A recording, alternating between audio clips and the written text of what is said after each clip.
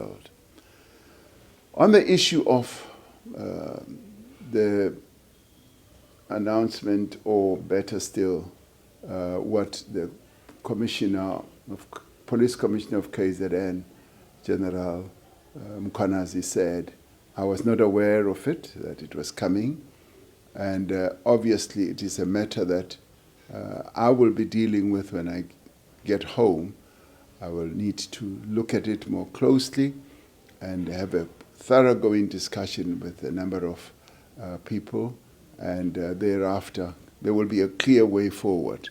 This is not a matter that we should not give attention to. It is a serious matter.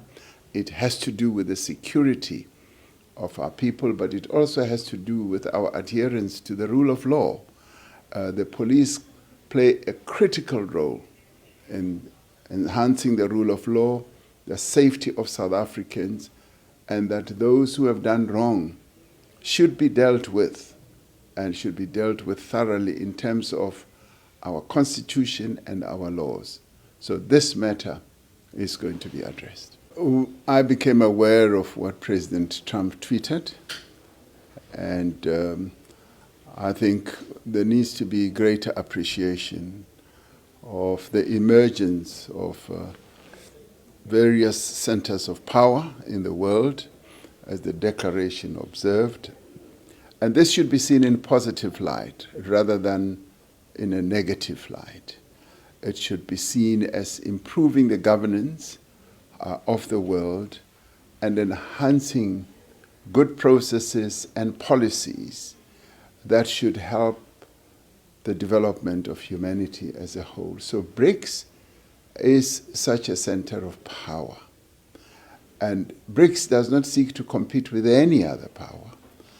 It recognizes the importance and the standing of other centers of power. It recognizes the standing of the United Nations and respects that, and subjects itself to the decisions of the United Nations. And it also recognizes the standing of a body like the G20. And so these powers should be seen as complementary, as advancing the interests of people.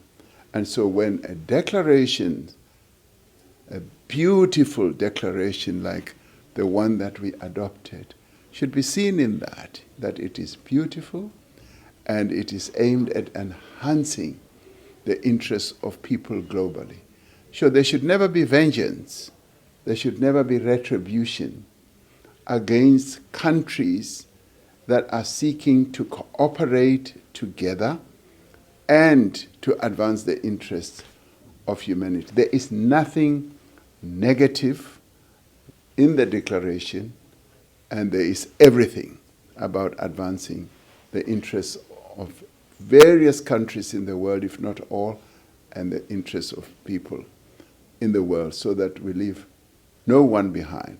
So it is really disappointing that when there is such a very positive collective manifestation such as BRICS, there should be others who see it in negative light and want to punish those who participate in this. It cannot be and should not be. We should be respecting the sovereignty of countries.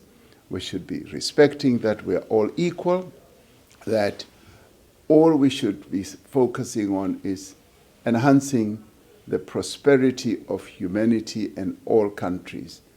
It cannot be that might should now be right, where in the end those who are more powerful are the ones who seek to have vengeance against those who are seeking to do good in the world.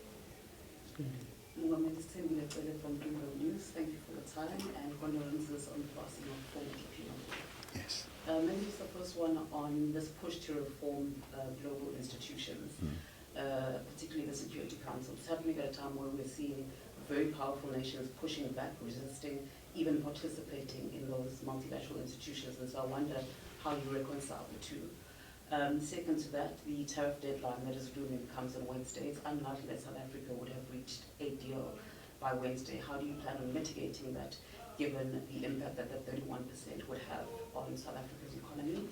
And then maybe lastly, one from home, the ongoing tips that you're having with your partners in the Government of National Unity. Would it be possible for this government to function without the DA? Can you go it without them? Should it come to that, whether they initiate it or it comes from yourself? Yeah. The Government of National Unity was set up through the choice of 10 parties that chose to work together. And so every party voluntarily agreed that they want to participate in the Government of National Unity with a view of advancing the interests of the people of South Africa. So any party that does not act in accordance with what we set up in the Statement of Intent and what the people of South Africa expected will need to decide on its own whether it wants to continue participating, and various parties in our parliament, and we've got about 18, at times expressed the view that they would like to participate in the governance of our country because they can see that we all need to work together to advance the interests of South Africans. So I have confidence in the continued governance of our country going forward in whatever shape or form. That is what the people of South Africa expect, and that is what they want. That is what they voted for in May of 2024. And we cannot disappoint them. We've got to seek ways of fulfilling the wishes of the people of South Africa. That is what they voted. That's how they voted in May of 2024. On the issue of the looming deadline with regard to what President Trump announced, as South Africa, when we went to the White House, we started a process of engagement. And that process continues. The Minister of Trade and Industry and Competition continues to engage with his counterpart in the United States.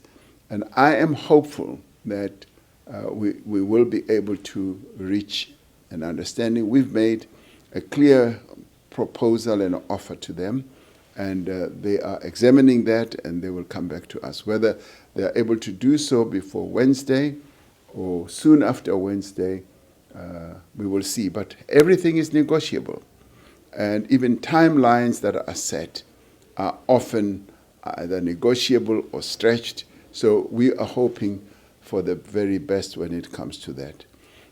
When it comes to the reform of the institutions, the global institutions such as the Security Council, we in the Global South, and particularly ourselves in Africa, we evolved a very clear position.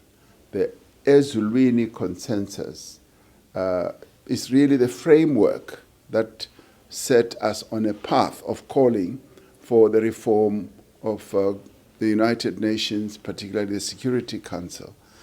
Now, that gave us a platform, that gave us a message and made our intention clear.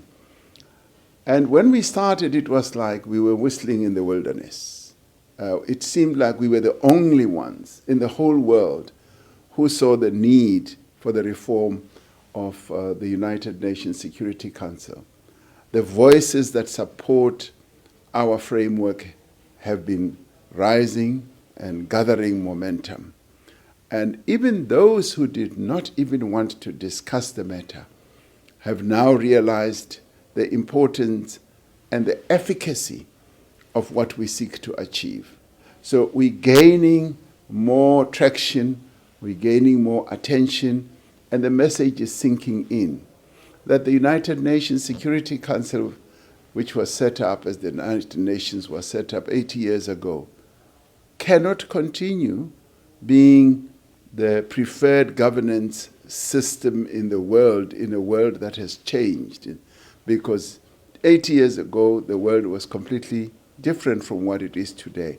The world is now driven by principles of good governance, is driven by principles of equality, recognition of each country's existence, of the sovereignty of nations, and it is also recognized by the drive for equality.